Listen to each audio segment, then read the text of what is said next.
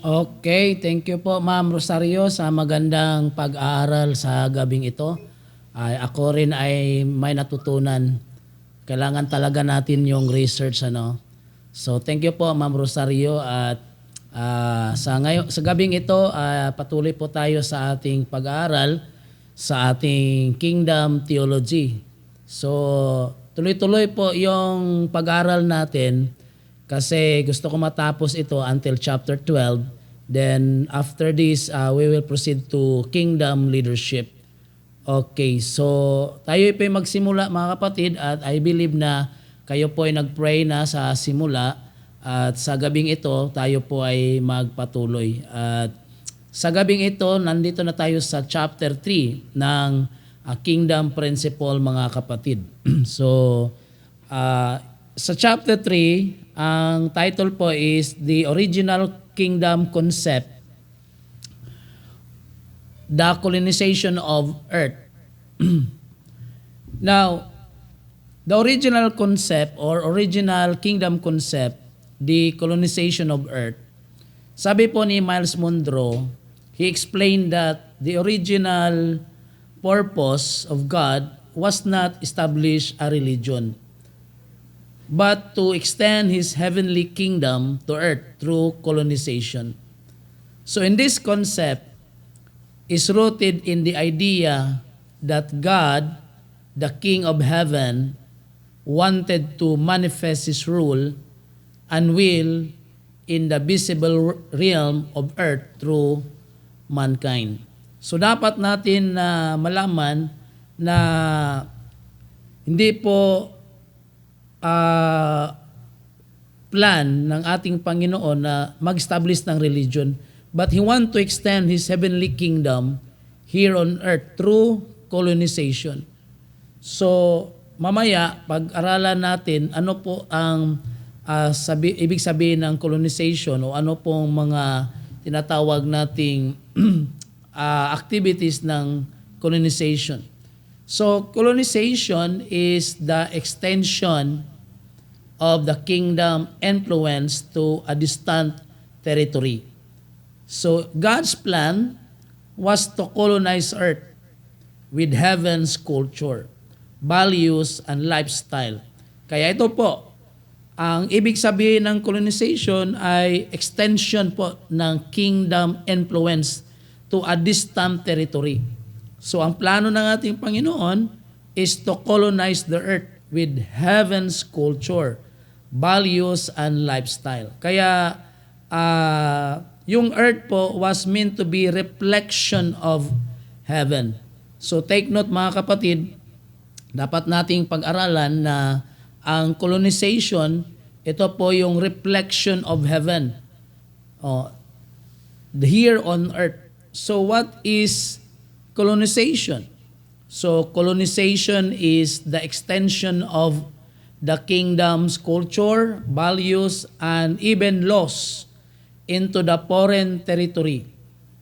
So earth was meant to be visible expression of heaven. Kasi hindi po makikita yung government or kingdom of heaven. Kaya here on earth, this is what we call a visible expression of what is in heaven. Kaya this earth colonized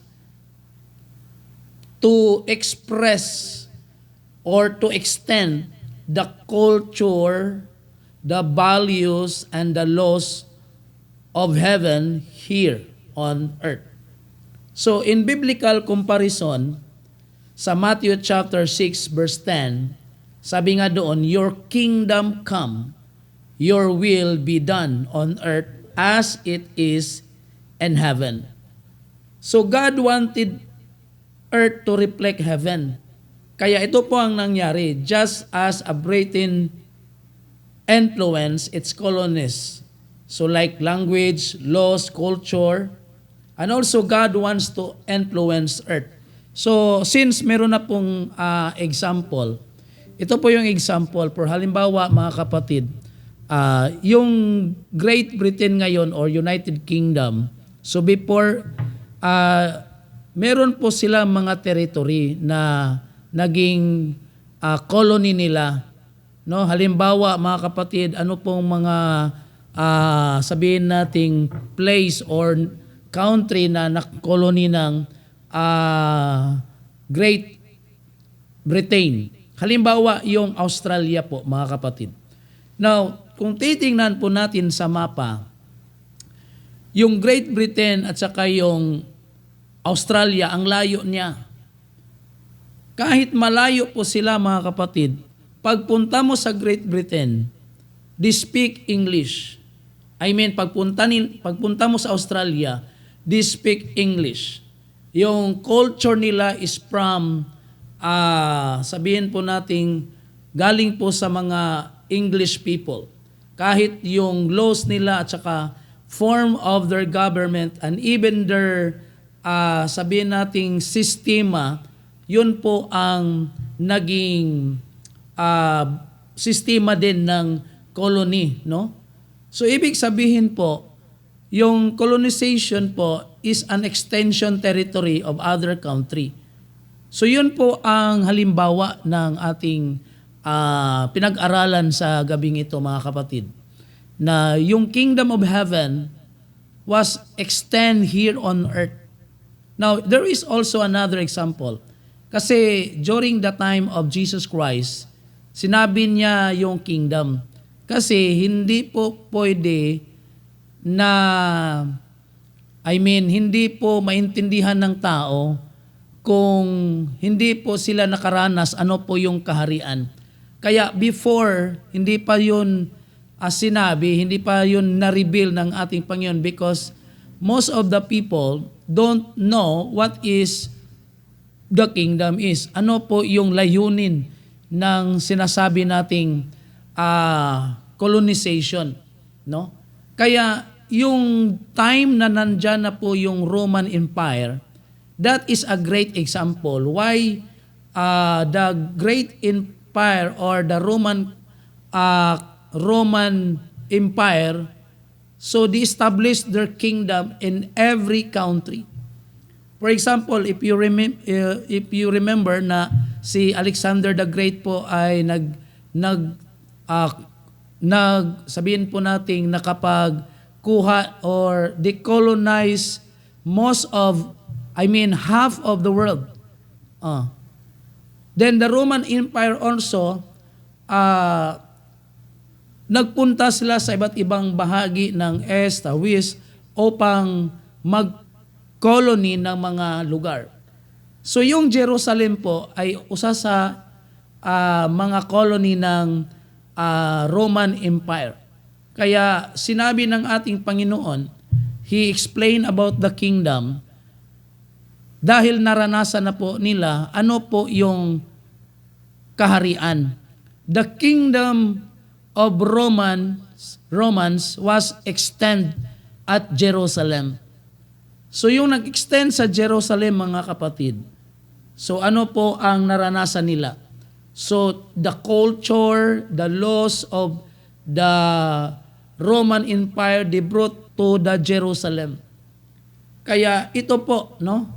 Sabihin po nating lahat, mga kultura, kahit yung pagsasalita, kaya yung mga Hebrews ay nadagdagan po yung salita nila, naging yung Greek. Kasi they are also influenced by the Romans.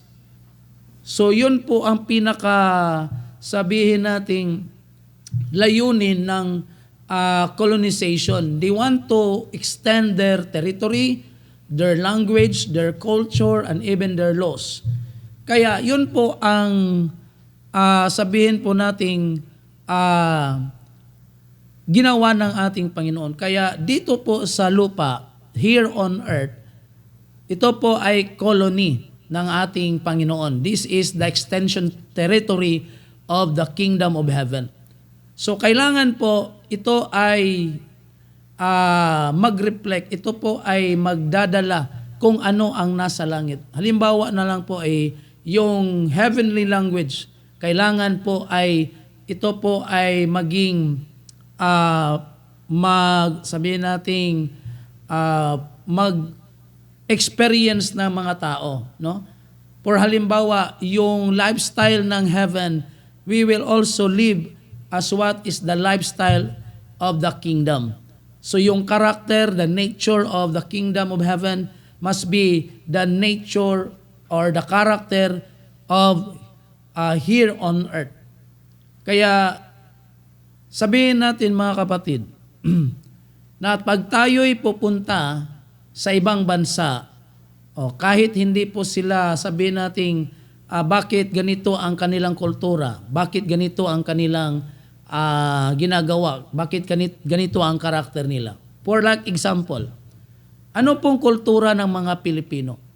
Actually, meron po tayong sariling kultura. Binanggit po kanina sa Batangas, di kultura nila yon, mga kapatid. No? So, may mga kultura din sa Japan, kahit saan mga kapatid. So, tayo po ay mag-focus dito sa Pilipinas. Before po mga kapatid, yung Pilipino, may sarili tayong kultura. But when the Spanish colonized Philippines, lahat po ng mga gusto nilang gawin dito sa Pilipinas ay ginawa nila. Halimbawa, they teach us to speak Spanish. They teach us how to kanang magsabong, kumbaga, yung mga karakter nila, yung mga bisyo nila, at iba pa mga kapatid. Kaya kahit ngayon, we are influenced by the Spanish, sa language na mga Spanish. For example, yung sinasabi nating 1, 2, 3, 4 at iba pang mga language na nandyan sa Bisaya at saka sa Tagalog, mga kapatid, that is Spanish word because we are influenced by the Spanish before. Kaya yung Pilipino ay naging naging influence ng mga nag-colony sa atin. Kaya yung pumasok ang mga Hapon, mga kapatid, na-colonize tayo ng mga Hapon, pero it's a short time of period lang, no? Maybe 4 or 5 years. Then pumasok yung Amerikano. Kaya yung Amerikano, marami pong naambag. They influence us by speaking English, and then nakita natin yung mga karakter na mga foreigner. Kaya yun po mga kapatid, now, naging influence po tayo ng iba't ibang bansa na nag-colony sa atin. Now, balik tayo sa earth. So this earth is colony of the kingdom of heaven. Kaya dapat po, kung ano pong mga kultura, nature ng heaven, kahit yung language ng heaven, ay ma-express dito sa lupa, mga kapatid. Kaya sabihin po nating, ang tao as a man's representative, God created man in His image and gave him dominion. So, ang tao po ay maging ruler ng colony ng ating Panginoon dito sa mundo. So, in Genesis chapter 1 verse 26, man was designed to be a governor or administrator of earth under God's rule. So the Spirit of God living in man was to manifest the culture and nature of heaven on earth. Kaya tayo po ang mamumuno dito sa lugar na ito. Now there is a story in Portuguese. Portugal. Then ang mga tao tinatawag na Portuguese. Okay. So yung anak ng hari doon before, kasi monarch din sila doon. Sabi ng anak ng hari, pa, gusto kong maging hari. Kaya sabi ng kanyang ama, hindi pa pwede na ikaw ay maging hari kasi buhay pa ako. No? Kasi sa royal po or sa yung sa royal blood, hindi po pwedeng papalitan ang ama sa kanyang anak until hindi pa siya mamatay. So ang ginawa ng ama, mga kapatid, pumunta sila sa Brazil. They colonized Brazil. Kaya yung Brazil, Portuguese speaking yun sila kasi nasako po ng mga taga Portugal or mga Portuguese ang Brazil.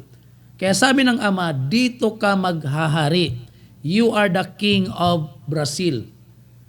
So yun po ang nangyari mga kapatid. So yung anak niya ay naging hari doon sa territory na naging sakop ng kanilang bansa. So, pero dahil siya ay anak ng hari sa Portugal, kailangan niyang maghingi ng basbas. He needs to ask authority kung anong gagawin niya. So, yung pumunta ang ama doon sa Brazil, automatically, yung father niya ay naging hari doon. At yung umalis ang father niya, automatically, yung anak niya ay naging in charge, naging hari sa territory at naging karoon ng authority given by his father. Kaya dito po sa mundo, sinasabi po mga kapatid, man was designed to be the governor or administrator of earth under God's rule. The Spirit of God living in man was manifest in culture and nature of heaven here on earth.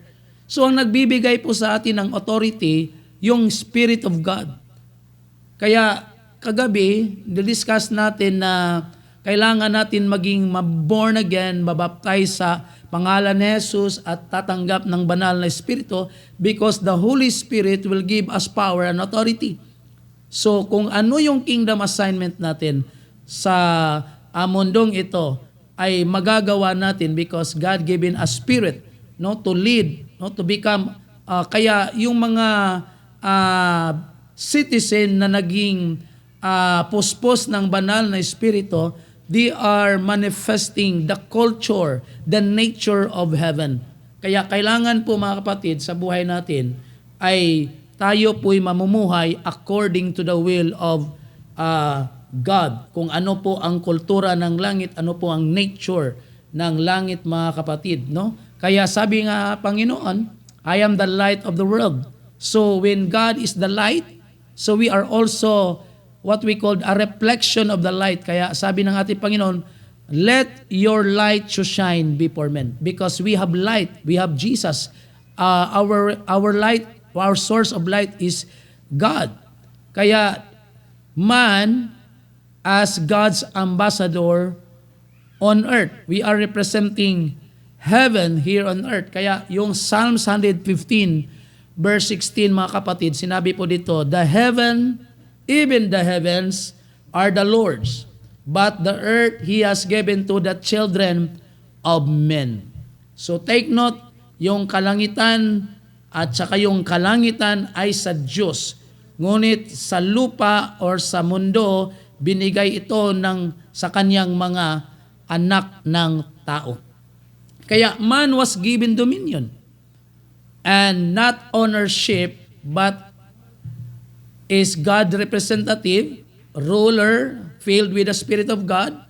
Then our role is to administer or administrator of God's government, not religious participants, but we are administrator of God's government. Kaya dapat natin ma-remind yung isipan natin na hindi po tayo owner of this world, but we are only a steward of the resources or the creation of God here, no? Sabihin po natin mga kapatid na yung heaven po ay as a prototype, no, of as a prototype. So just like earthly kingdom, for example, the British, sinabi ko kanina, the colonists, British colonists, for example, ano bang mga bansa na colony ng British? For example, the South Africa, no? Namangha talaga ako kapatid yung nalaman ko yung South Africa, sa bandang Africa po, lahat sila doon ay maitim, di ba? Pero nakikita ko sa mga pictures, marami pong mga white doon. Even nga yung mga president before is white, bago lang nagkaroon sila ng president na black, no, colored people. Kasi yung South Africa, actually, that is a place of African people. Ngunit, they are colonized by the British, kaya dumami ang mga tao doon, including white people, and the majority of the language of that place or country is English because of their influence. Kaya dapat mga kapatid, kahit tayo ay mga Pilipino, kahit tayo ay parang sabihin nating we are just a ordinary people, pero hindi po tayo ordinary people when we are influenced by the kingdom of God, no, just like South American o South African, kahit sila ay black people, pero alam nilang magsalita ng English, alam nila mga kapatid, yung balaod or laws of British, and they also acknowledge Queen Elizabeth before, no, kahit yung ibang bansa, meron pa pong bansa, no, like Canada, Australia, New Zealand, they are colonized by the British. Kaya they always acknowledge. Kaya tayo po mga kapatid, no, we are also colony by the kingdom of God. So tayo po ay binigyan ng Panginoon na maging administrator dito sa lupa, mga kapatid. Kaya dahil po sa tinatawag nating full interrupted or the fall of man, so dahil nagkasala ang tao, the full interrupted the process. So instead na tayo po ay mag-domain, mag-rule dito sa lupa, ngunit there is what we call interruption because of sin. So when man sinned, he lost the Holy Spirit, and thus the kingdom connection, nawala yung connection sa tao sa kingdom, earth become filled with human governments. Kaya dito na po pumasok kagabi yung sinabi natin na yung tao po ay nag-create ng sarili nilang government, yung tao po ay nag-create ng sarili nilang religion and disorder instead of God's heavenly culture. Kaya ito po sa human government, nagkaroon po ng human culture instead of God's heavenly culture. Because of sin, they are trying to find God, to reach God, no? Kasi there is what we call loss of connection. Kaya ang tao po ay nagkasala, sabi nga, we are separated from the presence of God. Pag tayo po ay nagkasala, wala na po tayong connection sa ating Panginoon. It was lost, it was disconnected, mga kapatid. Kaya the fall of man, disconnection from the kingdom. Kaya ito pong sinabi ng Romans chapter 3 verse 23, for all have sinned and fall short of the glory of God. So when man disobey, he lost the kingdom connection, the Holy Spirit, mga kapatid. Kaya yung dahil sa kasalanan, tayo po'y nahiwalay sa glory of God. Kaya what we need is to restore. Kaya sinabi natin kagabi na yung tao dapat ma-restore sa kingdom. Dapat siya po ay magkaroon ng bagong kaisipan. So you must be a kingdom mindset kasi before, tayo po ay natuluyan sa tinatawag nating pag-iisip sa mundo, mga kapatid, the system of the world, no? Yun po ang naging buhay ng mga tao, mga kapatid, because of sin. Kaya thank God na tayo po ay nakabalik sa kaharian ng Panginoon through repentance, through Jesus' name baptism, at tayo po ay napuspos ng banal na Espiritu. Nang tayo po ay napuspos ng banal na Espiritu, we are already knows who we are. Amen. Alam na natin kung sino tayo. The Bible says we are the children of God. We are the sons and daughter of the King. Kaya sinabi ko before na meron po tayong identity crisis. Hindi po natin alam kung sino tayo, mga kapatid. Now sabihin natin tayo ay mga ruler. Tayo po ay mga steward ng mga resources ng ating Panginoon. Tayo po'y maglilid sa mga bagay na kailangan nating i-develop sa mundong ito. But take note, sinabi ko kagabi, hindi po ibibigay ng kanyang ama ang gawain sa kanyang anak kung hindi pa po mature.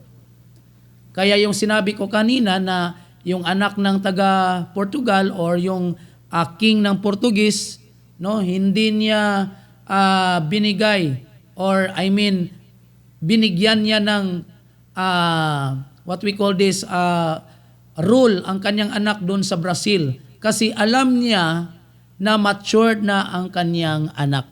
Ngunit kung tayo po ay hindi pa matured, hindi pa po tayo bigyan ng mabigat na gawain, mga kapatid, which is our what we call kingdom assignment. Kaya sinabi ko, paano po, can you give 1 million to the 5 years old child? Hindi naman, di ba? Kasi hindi na niya ma-manage yun. Kaya alam natin, mga kapatid, na hindi pa po ang panahon na tayo po ay magro-rule sa mga bagay na binigay sa ating Panginoon because we are not yet ready and we are not matured enough. Kaya time will come. Amen. Kaya sabi ng ating Panginoon, ang kapiyalan sa gamay, mahimong kapiyalan sa dako. So, kailangan nating ipakita na tayo po ay kaya na po nating gampanan yung kaunting responsibility hanggang bigyan na po tayo ng ating Panginoon ng malaking gawain o responsibility. Kaya sabihin po natin bago pa tayo sa ministry, hindi yan diretso magdako ang imong ministry kasi amat-amat kumbaga hinay-hinay mga kaigsunan because God tested you kung kailangan o alam na kung ma-handle mo na ba yung mga bagay, mga kapatid. Kaya later on, the years comes, amen, bibigyan ka ng Panginoon ng malaking gawain, mga kapatid. Yun din ang ating rule, no? So sabihin po natin, mga kapatid, na hindi pa po tayo binigyan ng leadership, hindi pa po binigay sa akin ng malaking leadership. We need to develop our leadership first.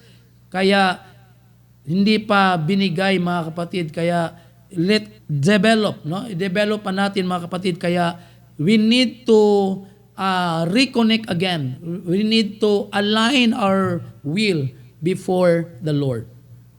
So when man disobey, he lost the kingdom connection. So earth was left with religion, then chaos and human governments, then religious try to reach God, then the kingdom of God coming to earth through man. Kaya nandito po si Jesus Christ 2,000 years ago to restore our connection to the kingdom of God. Kasi kung hindi po natin mabuksan ang ating isipan tungkol po sa karyaan ng Panginoon, ay hindi po tayo makabalik. Kaya yung pagpako ni Jesus sa krus sa Kalbaryo, amen, that is the plan of God that everyone must be restored in the kingdom of God.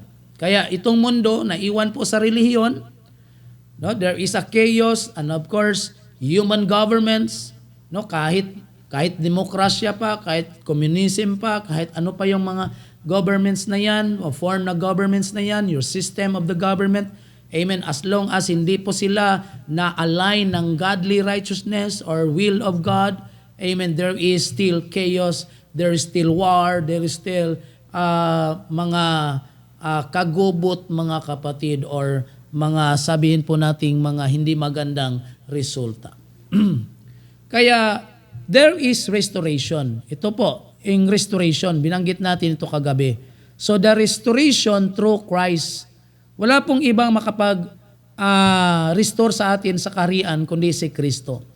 Now, Jesus came not to bring religion, but to restore the kingdom and reconnect men to the King. And He preached the gospel of the kingdom, not the gospel of religion. So take note, mga kapatid, yung religion kasi, no, they are promoting selfishness. Amen. Kahit sa religion, meron na pong corruption. Kahit sa religion, mga kapatid, meron na pong judgmental doon, mga kapatid. Kaya sabihin nating hindi po kalooban ng Panginoon ang religion. Now, we are belong to the organization. May relihiyon po tayo, pastor. O sabihin natin hindi tayo belong ng religion. Yes, the government categorize us as a spiritual, if we have spiritual activities and we need to register in the government, tinawag nilang religious sector, tinatawag nilang category of religious. Pero we are not live according to religion, mga kapatid. Kasi yung religion, hindi po kalooban ng Panginoon. kundi He preached the gospel of the kingdom. So Jesus, restorer of the kingdom. In Luke chapter 4 verse 43, I must preach the kingdom of God, sabi nga ng ating Panginoon, because for this purpose I have been sent. Kaya because of this purpose, pinadala ang ating Panginoon so that we restore to the kingdom of God. So Jesus came to restore the kingdom, not to start religion. He preached kingdom life and not tradition. Kaya minsan po, kahit po tayo born again na, kahit Pentecostal na po tayo, ay namumuhay pa rin tayo sa tradisyon ng ating mga relihiyon. Kaya minsan po mga kapatid, wag po nating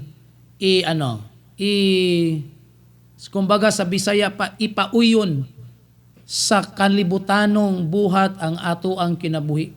Because that is a tradition of religion. Sinabi kanina ni Ma'am Rosario nung naabutan ko, we are not celebrating Christmas kasi hindi naman po binanggit sa Biblia na December 25. Kasi yung December 25 po, yun po yung kapanganakan, no? ng pagan god, no? Yung marami pong celebration sa religion, no? The major religion of this world na they are galing po sa mga paganong tradisyon, mga paganong pagtuturo, mga kapatid. Kaya minsan po mga kapatid, tayo po ay mag-iingat sa ating mga ginagawa, or ito ba'y align sa kingdom principle, ito ba'y kultura ng religion, ito ba'y tradisyon ng religion, or else hindi po natin minsan na-aware yung sarili natin na tayo na pala ay nabilong sa religion. Now, He gave us back the Holy Spirit so we could reconnect to heaven culture. So ano pong kultura ng langit mga kapatid? Tayo dapat mamumuhay. Yung banal na Espiritu, meron pong fruit of the Spirit. No? Siyam po yun, nine fruit of the Spirit mga kapatid. Kaya He gave us back the Holy Spirit para tayo'y ma-reconnect again to the kingdom culture. Now, in analogy, the British colonization, Miles Monroe compares God's colonization plan to how the British Empire colonized nation like the Bahamas. Ito po yung lugar ni Miles Monroe, no, yung Bahamas. Sabihin po nating mga black po sila doon. Ngunit sila po ay English-speaking people kasi they are colony of the British. So in the same way, Britain imposed its language, education, laws, and culture in the island. So God wanted to impose heaven's lifestyle on earth through willing citizen. No? Hindi po sa lahat, or those who are willing, not to force. No? Hindi po pinilit yung tao. Kaya yung Bahamas talaga, dito po na-realize ni Miles Monroe na there is what we call a perfect example of the kingdom colony. Kasi yung Bahamas, maliit lang po, no? Maliit lang po na island sa Central America. Yung mga tao doon ay mostly ay black. Yung pumasok ang British mga kapatid, the influence the people of Bahamas by their language, education, then their laws and their culture. Kaya kahit sila ay black, they know how to speak English. Kahit sila ay black, they are educated. Kahit sila ay black, sila ay may batas na nanggagaling sa Britanya. At ang kultura ng Britanya ay nadala doon mga kapatid. So yun din ang gusto ng ating Panginoon. Yung kultura ng langit dapat ma-practice dito sa lupa mga kapatid. Now, there is an important quote. Nagsasabi po dito, God's original purpose was to colonize earth with the kingdom of heaven. Second, religion prepares men to leave earth. But the kingdom empowers men to dominate earth. Ito po ang i-realize natin. Unang-una, God's original purpose was to colonize earth, with the kingdom of heaven. Second, the religious prepares men to leave earth. Kaya yung mga religious people nagsasabi na, oy, maghanda tayo dahil iwan natin itong mundong ito. Pupunta tayo sa langit. Now, hindi po ako nangaral na hindi po tayo pupunta sa langit or kaharian ng ating Panginoon, mga kapatid. But sometimes ito po yung na-focus natin na wala na tayong ginagawa na kahit ano, ang atin lang na maniguro lang ta, nga makatutas langit, mga kaigsunan.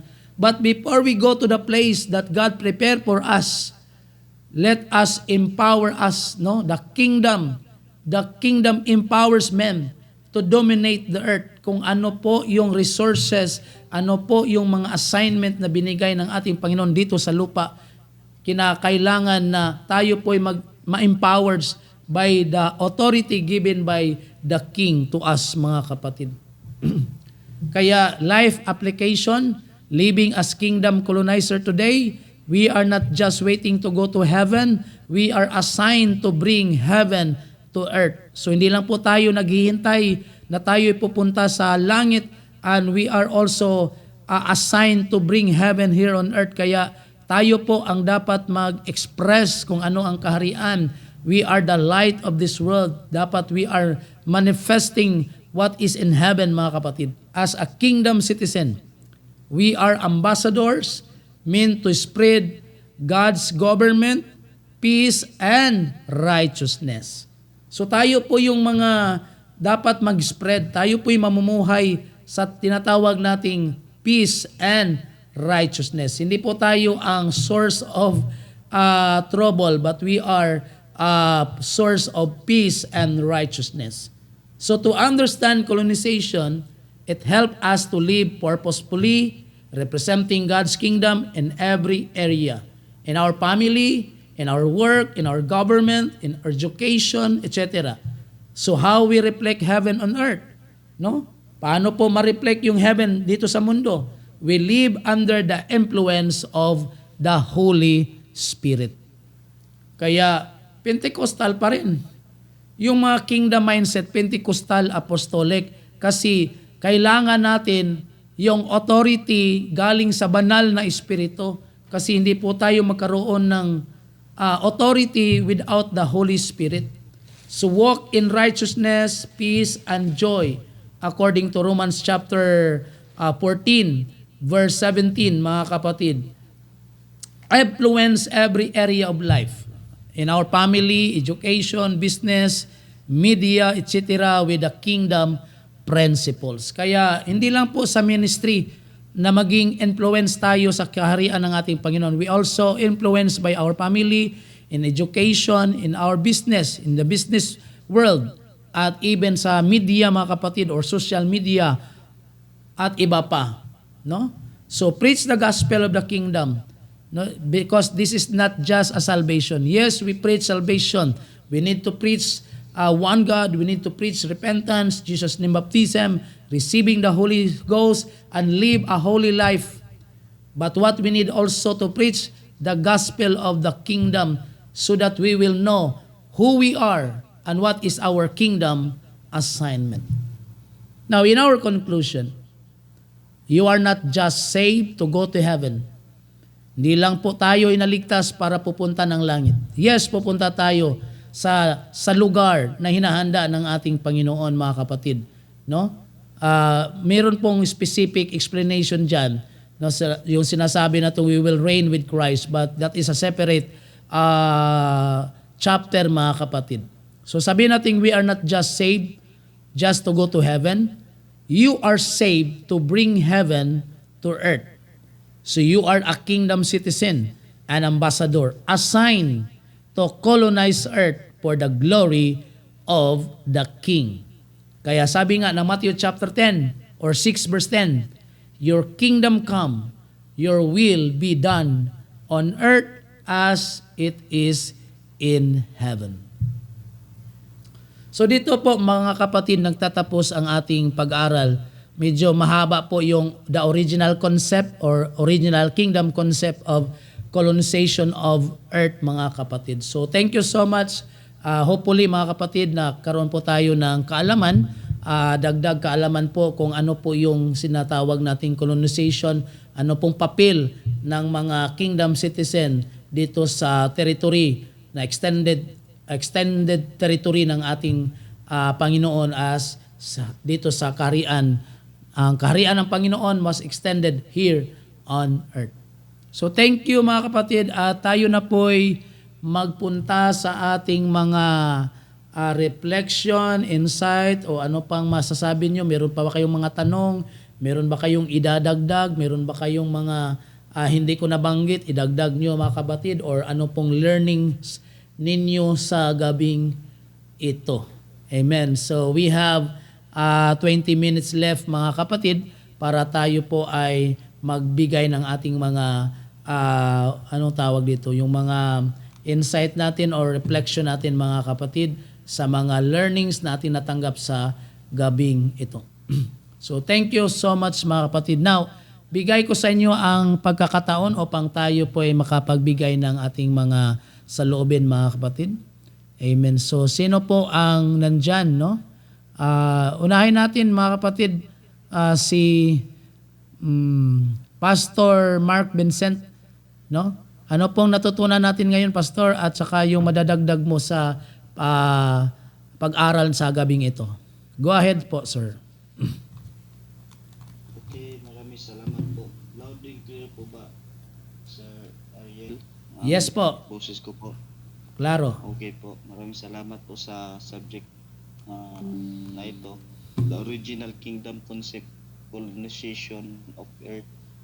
So, meron talagang original kingdom concept na tinatawag.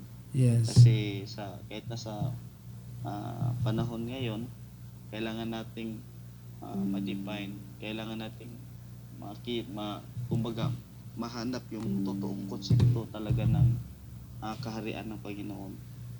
Kasi sa panahon ngayon, even we believe we are in the kingdom concept, but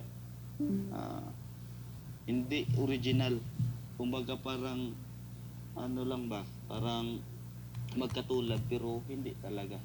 Kasi meron tinatawag na fake at meron tinatawag na original. So natalakay natin ng colonization.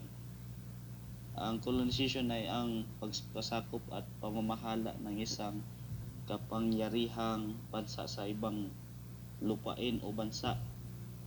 O kontrolin ang pamamahalaan, kunin ang likas na yaman, palawakin ang kapangyarihan, ipalaganap ang sariling kultura, reliyon o wika. That is the colonization. So, meron ding halimbawa at dito din sa Pilipinas, meron ding nangyaring colonization. Sabi ni topic ni Sir Ariel Lobaton. So, dito din sa Pilipinas, colonization ng Pilipinas ng Espanya ay nagsimula noong 1565. Maring bansa sa Asia at Africa ang dumaan sa colonization ng mga kanluraning bansa. So, the kingdom of God is the only thing established by the Lord. We need to understand the true concept of the kingdom of God. Sadly, the real meaning of the kingdom of God has been forgotten. The culture of the kingdom of God has also been forgotten, and we have been influenced by religious idea instead. So, na-impluwensyahan gyud ta sa religious nga kinaiyahan o religious nga kultura. We need to return to the true culture of the kingdom of God so that the kingdom can continue to grow. We must remove the old religious mindset and embrace a kingdom mindset and kingdom principle para mas lumawak pa at mag-expand pa yung tunay na kingdom principle, which is the original kingdom principle. Kaya kailangan natin na malaman kung ano ang totoong kultura ng isang kingdom principle. Maraming salamat po, Sir Ariel, sa gabing ito. Thank you po, Pastor Mark Vincent. Salamat sa karagdagang kaalaman at saka sa insight mo. Okay, so sino po ang susunod? Sino pong Pastor Dines? Ano pong mga learnings natin sa gabing ito at saka sa dadagdag natin sa kaalaman natin sa gabing ito? Pastor Dines, go ahead po.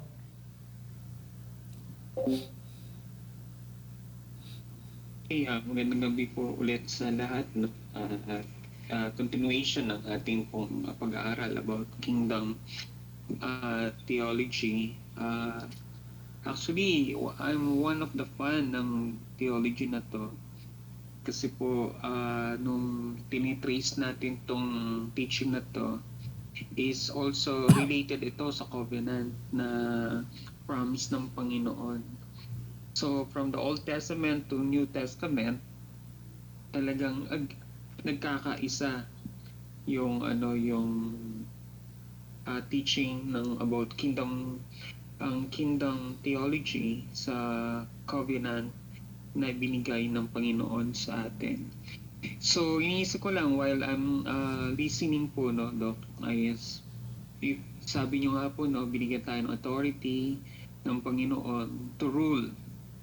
So, iniisip ko lang, as a kingdom, there is a king, at meron din siyang mga assistant, mga servant, at mga siguro lower or dolo, so pinaka mababang servant.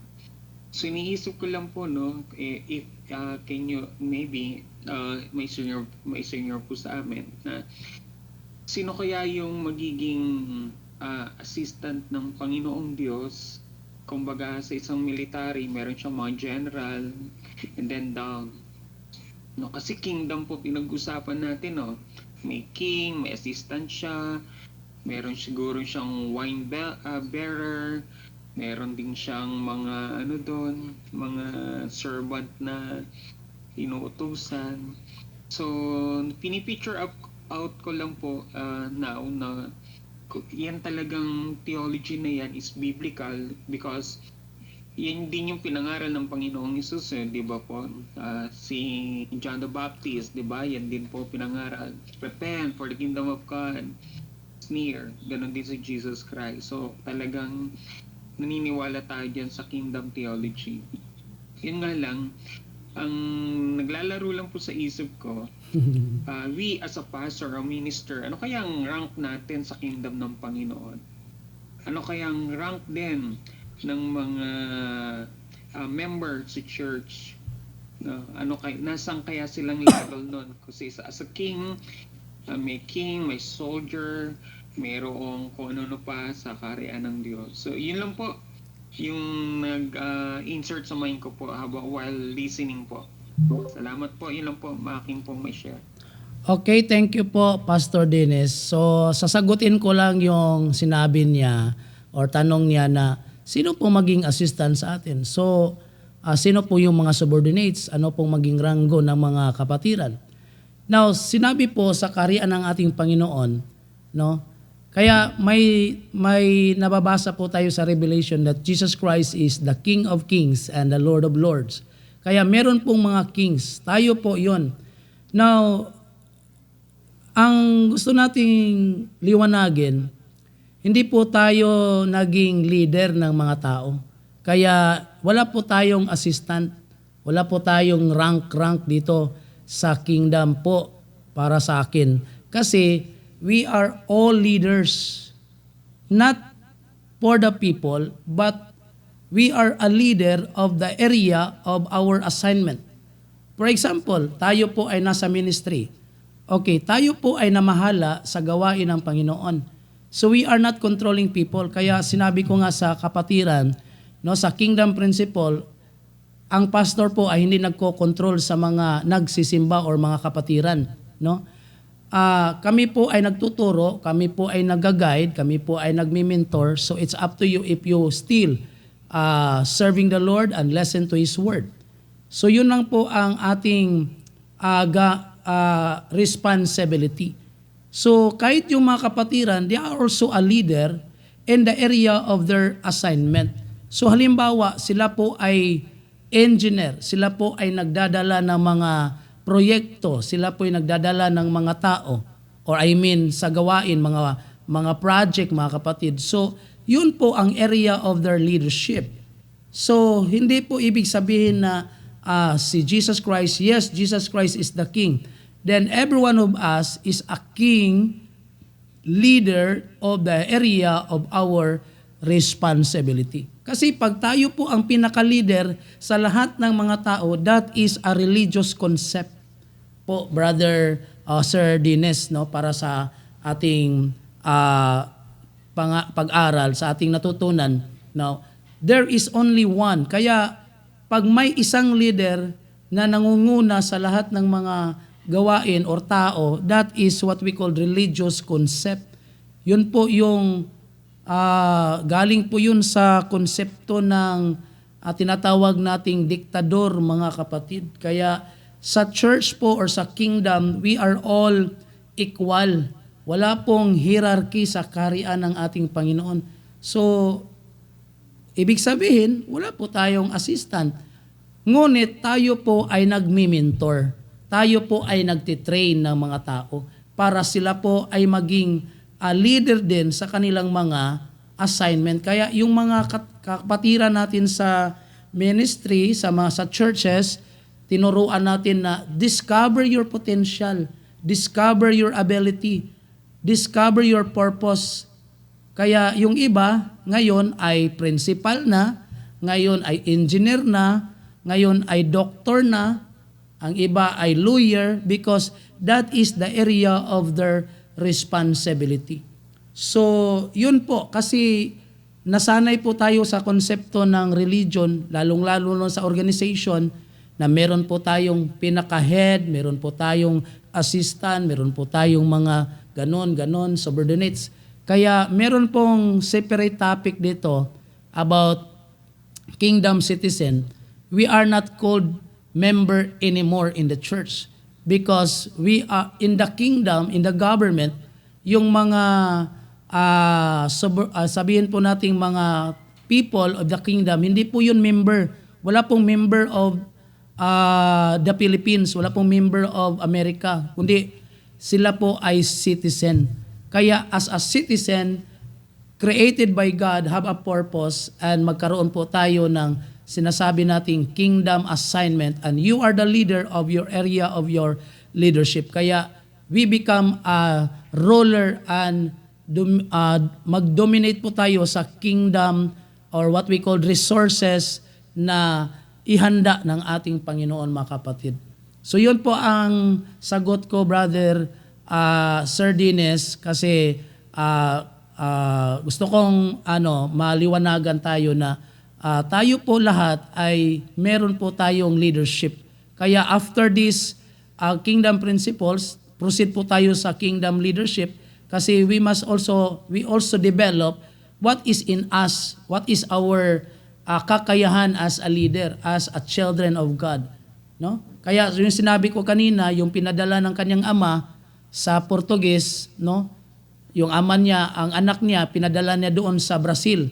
So yun po ay naghahari kasi meron po siyang assignment na binigay sa kanyang ama. So we also train people. Halimbawa, if you are a teacher, so you train young people to become a teacher, kasi pag sila po ay maging teacher din, then they are also accountable of their leadership kung paano po sila binigyan ng assignment ng ating Panginoon. Kaya let us discover the purpose why God created us to the certain assignment given by God to us.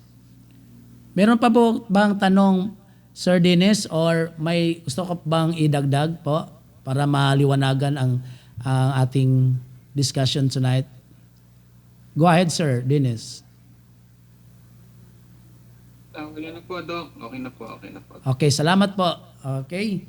So punta tayo kay tapos na po Sir Danilo. Okay po. Dok, magandang gabi. Good evening. Salamat sa another lessons about sa kingdom principle. Maliwanag na po sa akin. Salamat na mayroon tayong ganitong katuruan, kingdom theology, dahil nag-improve yung ating knowledge at lumawak ang ating kaalaman about sa kingdom. So, napakaganda, Pastor. Maliwanag sa akin. Salamat. Thank you po, Magandang Sir gabi po Danny. sa ating- Okay. God bless us. Thank you po. God bless. Punta tayo kay ihuli lang natin itong mga sister natin kasi maybe busy sila, pero punta tayo sa Japan. Okay. Ma'am Leia at si Sir GR, sa inyo po ang panahon, sa inyong dalawa. Jack and Poy po kayo, sinong mauna sa inyong dalawa po? Ma'am Leia at saka Sir GR. Go ahead po.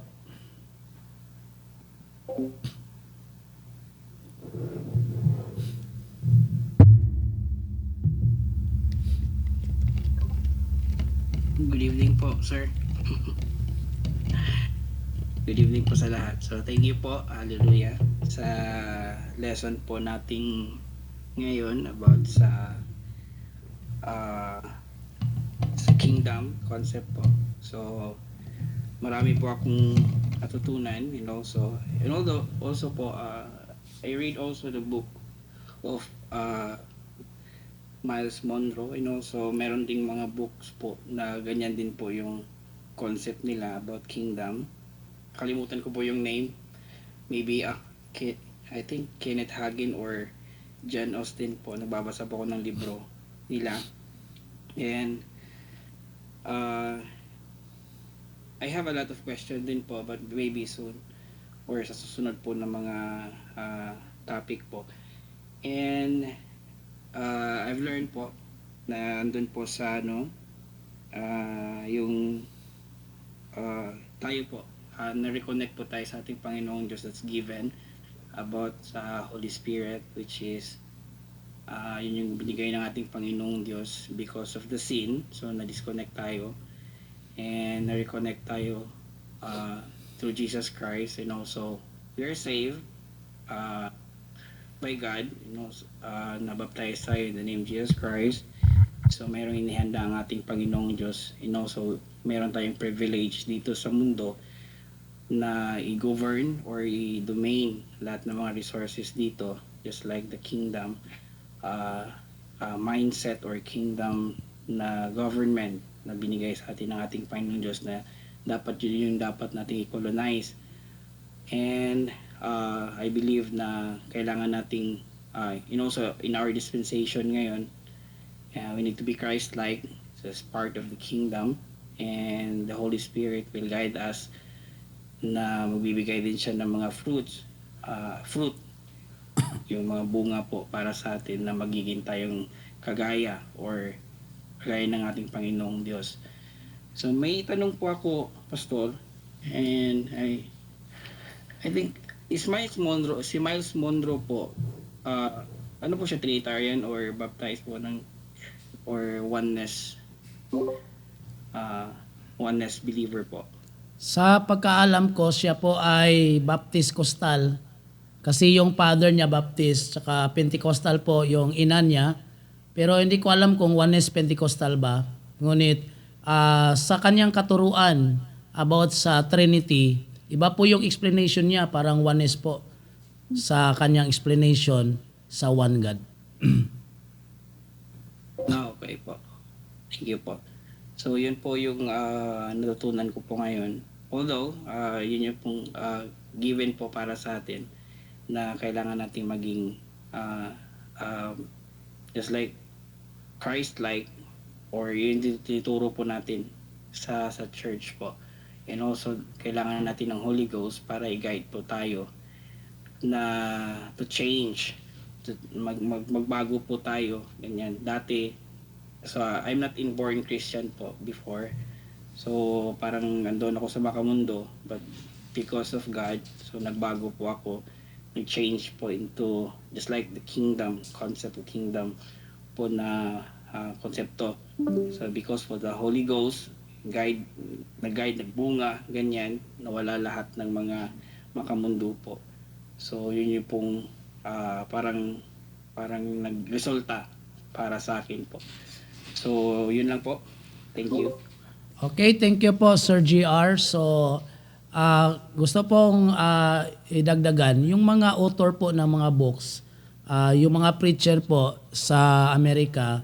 Now, minsan po ay para sa akin, sila po ay nagdadala being a Trinitarian kasi pag sila po yung author at saka tele-evangelist ay marami po kasing maraming opportunity at saka business po yung yung nagsusulat ka ng libro. Kaya para sa akin, maraming mga author na or mga preacher na they believe one God. Ngunit pag hindi mo dadalhin yung Trinitarian na doktrina, parang hindi po ma-first priority sa business kaganon. For example po, alam nyo na ba si T.D. Jakes, siya po ay isang pastor ng mga Hollywood star. Siya po ay dating pastor ng Oneness Organization. I guess UPC yata siya dati, no? Kaya kasi minsan po ay gusto nilang maging effective sa sa gawain or sa kanilang kakayahan, kaya there is a compromise. Pero I believe na meron silang ibang kakaibang revelation from the Lord, kasi yung oneness theology po hindi naman po direkta na yung tao ay walang ibang theology. Kaya yung first po ng Pentecostalism, dati po si Charles Parham ay siya po ay Baptist na instructor ng Bible, at saka pina-research niya kung sino ang tunay na ebidensya that the person received the Holy Spirit. Hanggang ito po ay nag-develop, naging Pentecostal tayo, at saka yung mga preacher galing sa Canada, they also revealed the oneness of God through Jesus' name baptism. Kaya para sa akin, meron pong mga tao na ginagamit ang Panginoon to reveal the truth po, mga kapatid. So thank you so much Sir GR, and punta tayo kay Pastor Johnny. Sir Johnny Sapon, meron pa ba kayong idadagdag o meron po ba kayong insight sa ating natutunan sa gabing ito? Go ahead po, sir.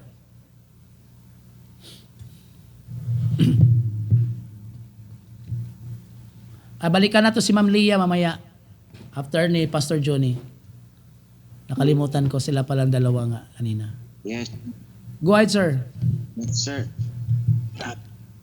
Good evening. Meron lang po akong, kung ito man ay mararapatin, tanong lang po naman, sir. Sige sa po. inyo bilang aming guro. Doon po sa salitang king, and also yung, kasi nabasa ko po sa 1 Peter chapter 2 verse 18 about subject, no? Magpasakop. Kasi ang naituro nyo po about the kingdom of God is pantay-pantay tayo. Yun po yung narinig ko ngayon, pantay-pantay. Paano po yung mayroon pong mga nakakataas sa atin na mga leaders sa gawain ng ating Panginoon? Ipantay-pantay pa rin po ba yun, sir? Or ano po yung kanilang kalagayan, sir? Okay, salamat po sa tanong, Pastor Johnny. So, sinabi ko kanina na yun po ay sistema ng religion. Kaya, kung tayo po ay study ng kingdom principle, ay wala pong sa Bible, wala pong hierarchy, wala pong mataas, wala pong mababa.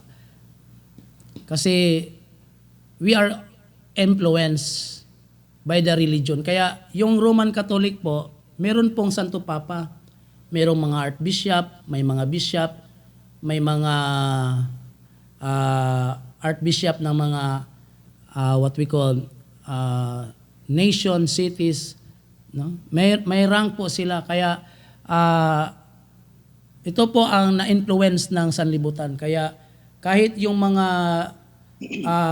born again or Pentecostal, we are influenced by that kind of system sa religion po. Pwede ba sir, basahin ko muna yung isang bersikulo lang sir? Sige Sa po, 1 go ahead, Peter sir. Chapter 2, Go ahead. verse 18. Ito naman ay, sa pagkaintindi ko ay sa mga namumuno.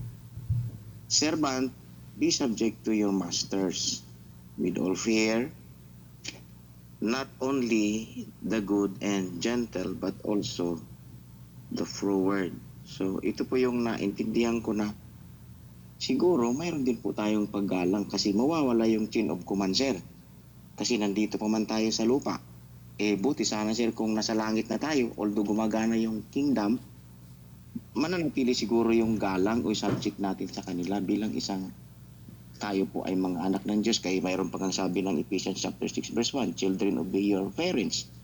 So mayroon po siguro tinatawag tayo na magpa-subject tayo kasi yung talitang domain, mayroon po tayong ina-under or mayroon po tayong tinatawag na may mga taong dala-dala or kaya tinatawag colonize. So yung naintindihan ko lang sir ha, kasi dito po, kasi habang binabasa ko, hindi ako against doon na yung sa Word of God na pantay-pantay pagdating siguro sa kaharian ng Diyos. Pero pag nandito pa tayo sa lupa, I think parang kailangan sir, dahil yung tinatawag natin doon sa mga batas, kung hindi naman tayo magpapasakop kahit dito sa mundo, makukulong din tayo pag hindi magpasakop. Ganon din siguro sa langit sir, mananagot tayo, pero pagdating dito sa kaligtasan, pasakop talaga tayo. Pero tinatawag natin mga authorities, mas nakakataas siguro. Halimbawa ay bishop, alangan naman hindi ko siya igagalang bilang tapos kung halimbawa tulad ng pinag-aral natin dito ngayon, mga unang lecturers na sabi nila ay yung mga leader dapat ay naka-address kung kanino sa pastoral leadership. So siyempre kasama yon sa paggalang sir. Kung hindi naman natin gagawin ito, mukhang hindi siguro pwede sir. Sa akin lang sir, pananaw parang lang, hindi naman ako nakikipag-argue sa ganito dahil kayo naman ang teacher. Kasi nagagamit din yan kay Miles Monroe. Ako lang naman ay nag-ano lang sir ha. Para sa lang sir, yung kumbaga dagdag kaalaman kung ano ba talaga ang tama. Kasi siyempre kayo, halimbawa kayo, bishop kayo, alam nga naman tatawagin ko lang kayo na pari-pariho tayo. Mukhang hindi naman siguro sir. Kaya nga yung mga member natin na ipinagkatiwala ng Panginoon, ang tawag sa atin pastor or sir. Kahit sa school, tumatawag din sila ng sir, ma'am, president. So, ang pag-subject siguro sir ay mananatili po siguro yung chain of command.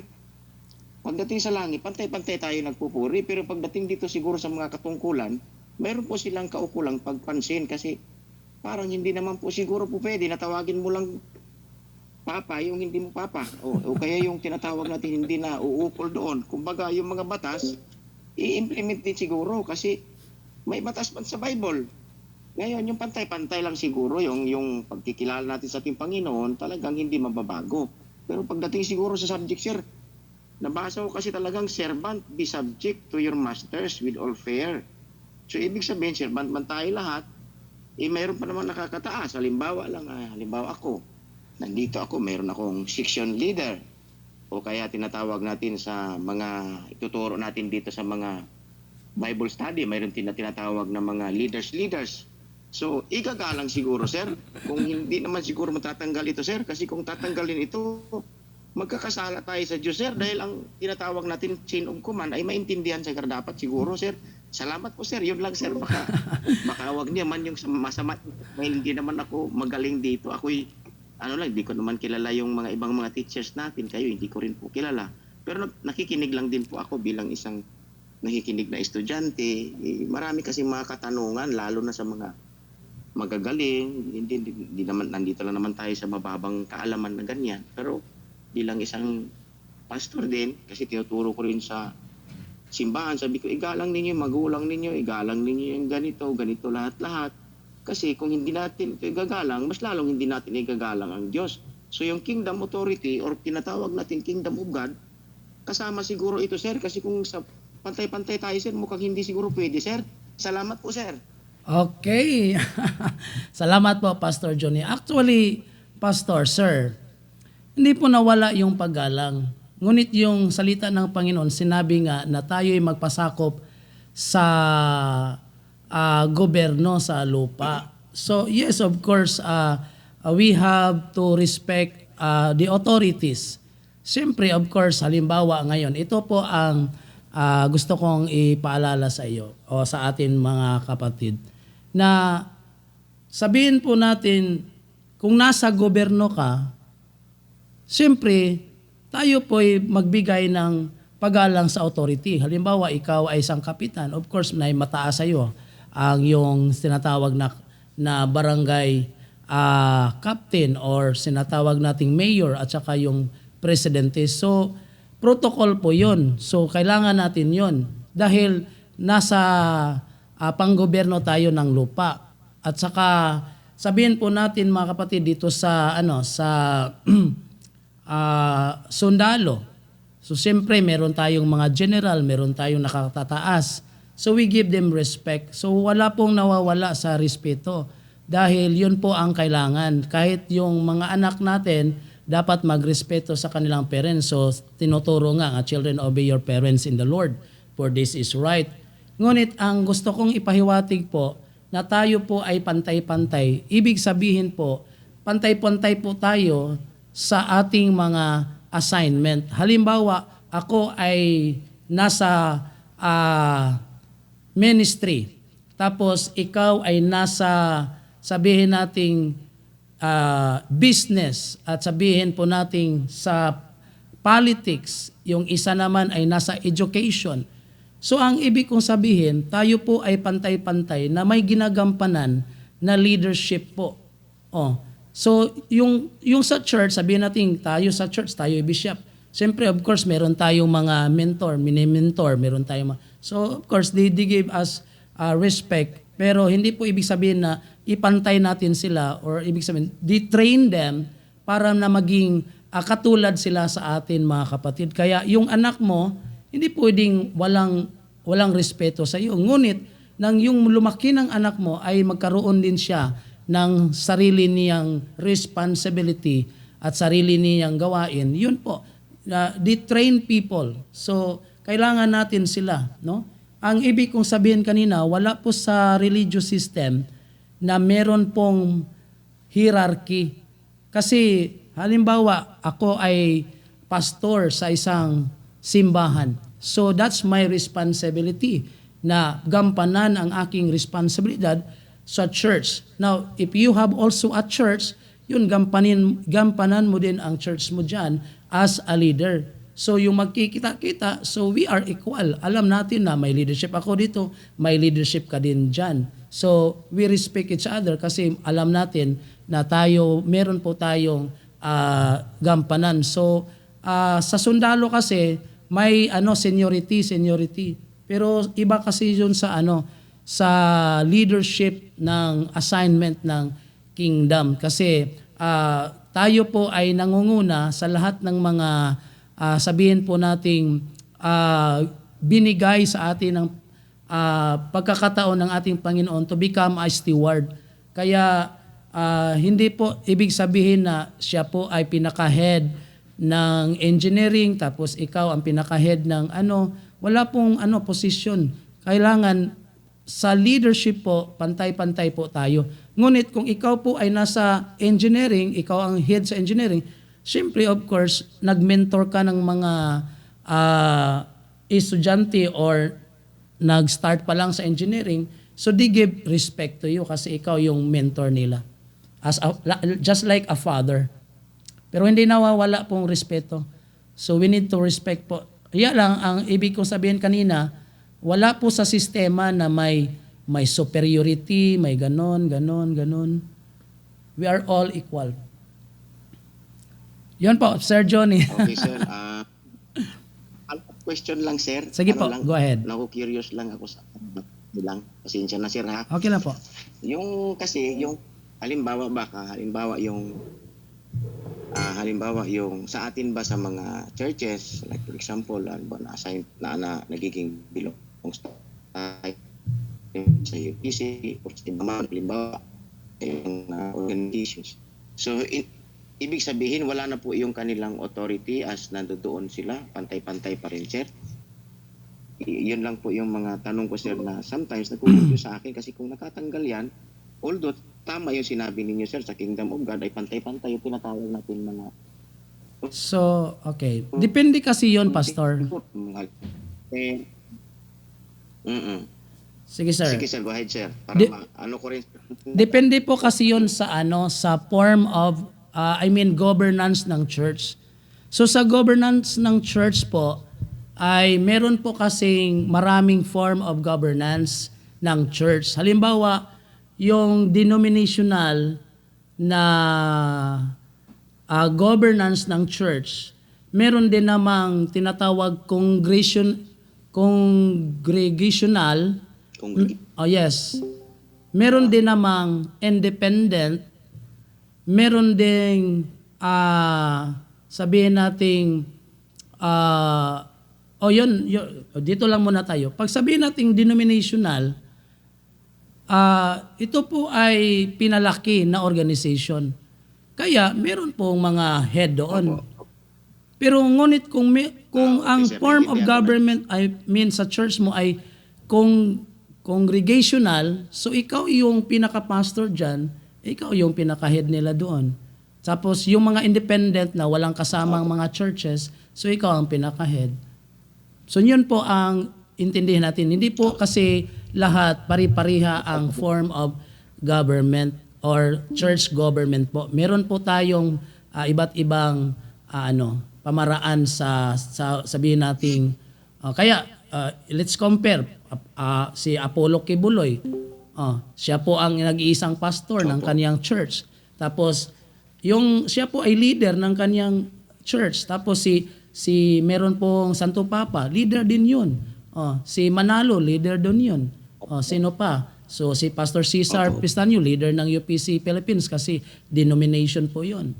Sa Amerika meron po. Ganon po, pastor. Okay po sir, at na ano ko na po sir, so mananatili pa rin po pala yung ating respeto. Yes. Salamat sir kasi Yes. kung hindi tayo magpa-subject, hindi rin pala maganda. Salamat Yes po. sir sa inyong mga kasagutan kasi nalilito ako doon sa salitang subject. Baka mamaya hindi natin ma-elaborate masyado, ay magiging ano na lang lahat, pantay-pantay ng tingin sa atin, ay hindi na talaga magiging hindi na kingdom of God kasi pantay-pantay na, wala nang respeto. Pati sa Diyos wala nang respeto kasi mga hari-hari na nga lahat. Salamat sir ha, pasensya na sir kasi tanong lang talaga sir kasi medyo pa talaga ako sir sa pag-aaral, medyo baba pa talaga masyado. Dito lang ako sa baba, nakikinig lang talaga ako. Yung Thank mga you. ganito kasi mga discussion para patanda na eh. Thank Kami you dito pa sa po, bata Pastor pa sa mga Johnny. Ako po ay Salamat. pag-intindi. Thank you po. So karagdagan lang po, yung presidente, meron po siyang mga kabinete. So yung kabinete niya, yun po ay mga secretary ng education, secretary ng sabi natin health, secretary ng defense, secretary ng lahat yun sila, mga secretary, sila po ay may iba't ibang tinatawag nating expertise. So they are all leaders. So mayroon po silang iba't ibang expertise. Siyempre, of course, yung nasa baba nila, yung na-train nila para umangat ay siyempre subject sa kanila po. Pero hindi po ibig sabihin na kung ako ay hindi naman ako sundalo. So I respect the general kasi nasa gobyerno sila pero hindi po ako under sa kanilang leadership kasi para sa atin, alaman natin, mas mataas po yung civilian sa sundalo eh. Di ba? Okay, so thank you po, Sir Johnny. Ma'am Leah, Salamat sir, maganda. thank you po. Ma'am Leah, nandyan ka pa ba? Or punta tayo kang Ma'am Merlin Tacolad kung available siya. Siguro may trabaho. Tapos si Sister Maricel po. Kasi may trabaho sila eh.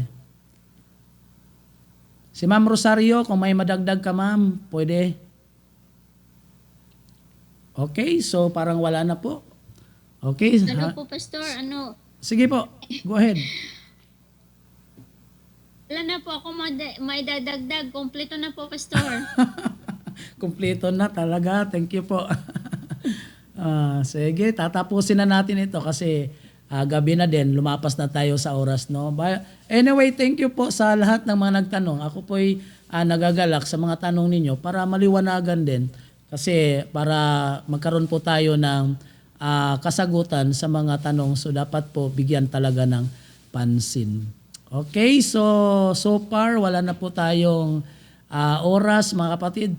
Tayo na po'y sumobra sa oras. Okay, so tayo po'y magtatapos sa gabing ito. Of course, hilingin natin magdasal para sa ating closing ng ating klase.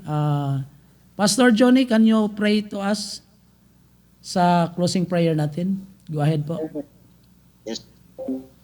Praise the Lord. Salamat po, Panginoon, sa mga dagdag kaalaman na ito, Panginoon.